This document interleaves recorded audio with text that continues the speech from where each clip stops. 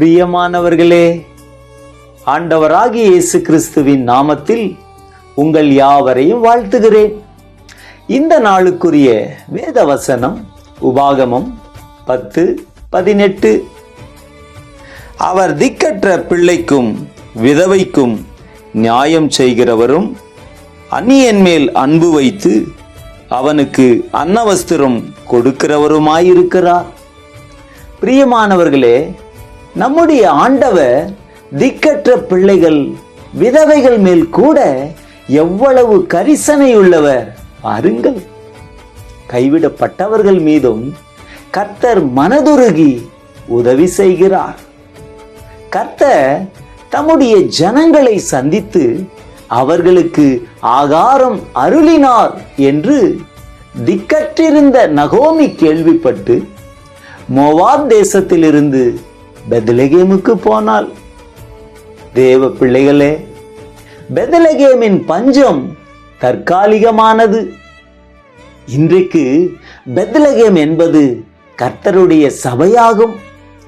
சபையில் உள்ள விசுவாசிகளுக்கு கவலையோ துன்பமோ பிரச்சனையோ கண்ணீரோ இருக்குமானால் அது நிரந்தரமானது அல்ல, தற்காலிகமானதே. உங்கள் கடன் பிரச்சனை, உங்கள் வாழ்வில் வரும் போராட்டங்கள் ஒரு நொடி பொழுதில் மறைந்து போகக்கூடியவைகளே.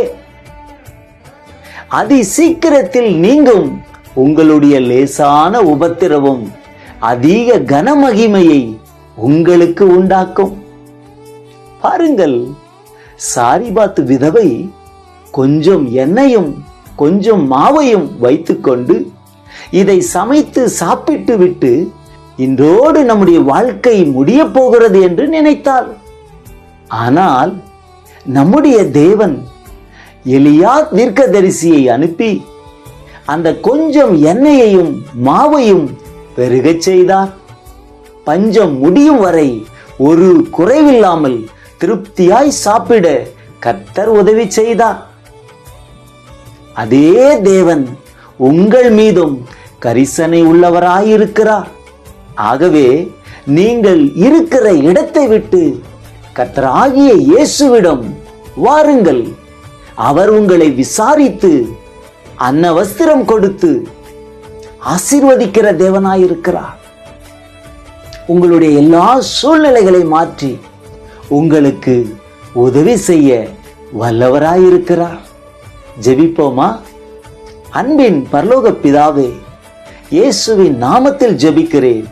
திக்கற்ற பிள்ளைக்கும் விதவைக்கும் அன்னவஸ்திரம் கொடுத்து ஆசீர்வதிக்கிற தேவன் நீரப்பா. இந்த நாளிலே இந்த வார்த்தையை கேட்கிற எத்தனையோ சகோதர சகோதரிகள் குடும்பங்கள் வாழ்க்கையிலே கண்ணீரிலும் திக்கற்றிருக்கிற சூழ்நிலையிலும் இந்த வார்த்தையை கேட்கும் போது அவர்கள் சூழ்நிலைகள் எல்லாம் மாறும்படியாய் நான் ஜெபிக்கிறேன். ஒவ்வொருடைய குறைவுகளை மாற்றி கரிசனையுள்ள தேவன் உம்முடைய பிள்ளைகள் மேல் உம்முடைய கனிகரத்தை, உம்முடைய கிருபையை, உம்முடைய கரிசனையை காண்பித்து பிள்ளைகளை ஆசீர்வதிக்க முடியாது ஜெபிக்கிறேன். சூழ்நிலைகள் மாறட்டும், பிரச்சனைகள் மறையட்டும், போராட்டங்கள் நீங்கி போகட்டும், உம்முடைய கிருபை சூழ்ந்து கொள்ளட்டும். எல்லா துதியும் கனத்தை மகிமையும் ஒருவருக்கே செலுத்துகிறோம்.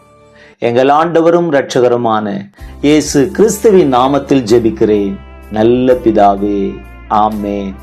God bless you. கர்த்தர் தாமே உங்களை ஆசீர்வதிப்பாராக. ஆமென்.